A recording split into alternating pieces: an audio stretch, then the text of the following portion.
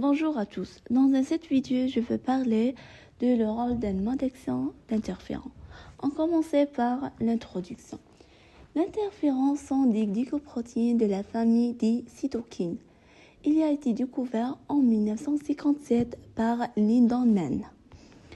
Ils sont produits par des cellules du système immunitaire en d'autres types de cellules mononucléées, cellules dendritiques.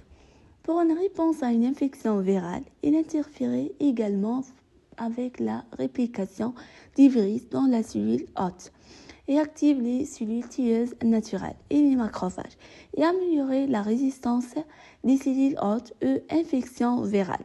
Les interférents sont classés en 3 types, chaque type correspondant à un récepteur spécifique et à une voie de transduction du signal. Les virus et micro-organismes sont reconnus par des récepteurs TLR membranaires. Ensuite, les types de l'interféron. On classe les interférons en 3 types. Type 1, interféron alpha et interféron bêta principalement. Type 2, interféron gamma et type 3, interféron lambda. Les interférons de type 1, interféron alpha et bêta, sont spécialisés pour signaler la réponse d'une infection virale intracellulaire.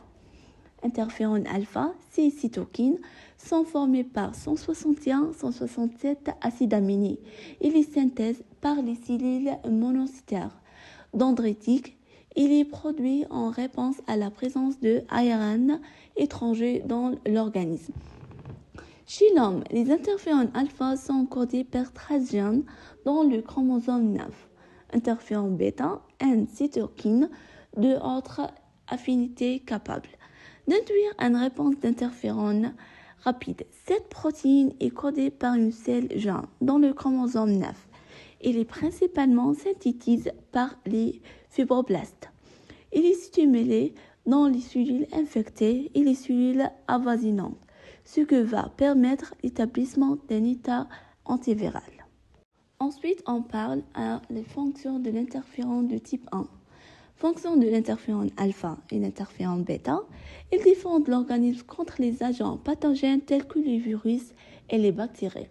Il active les cellules tueuses et les macrophages, renforçant aussi la résistance des cellules de l'hôte aux infections virales. Il améliore la réponse immunitaire en induisant la production de protéines antivirales et antibactériennes.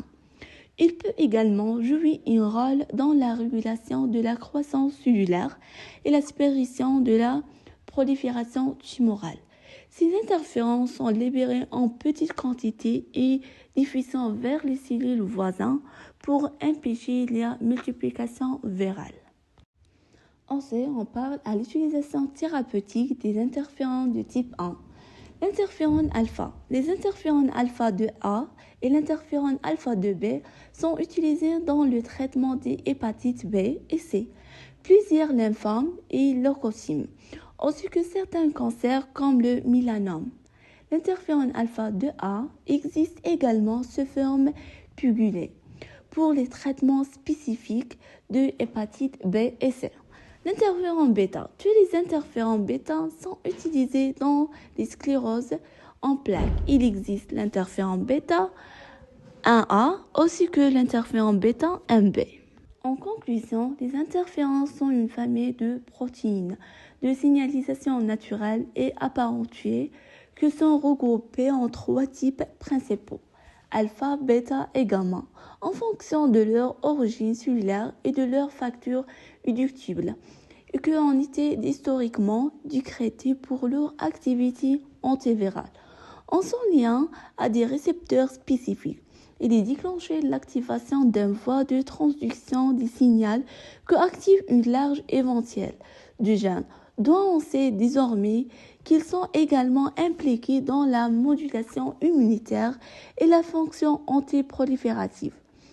L'inhibition de la croissance virale et de la prolifération cellulaire par l'interféron est également associée à de nombreux changements physiologiques, dont certains dépendent de l'activité de protéines spécifiques stimulant l'interféron.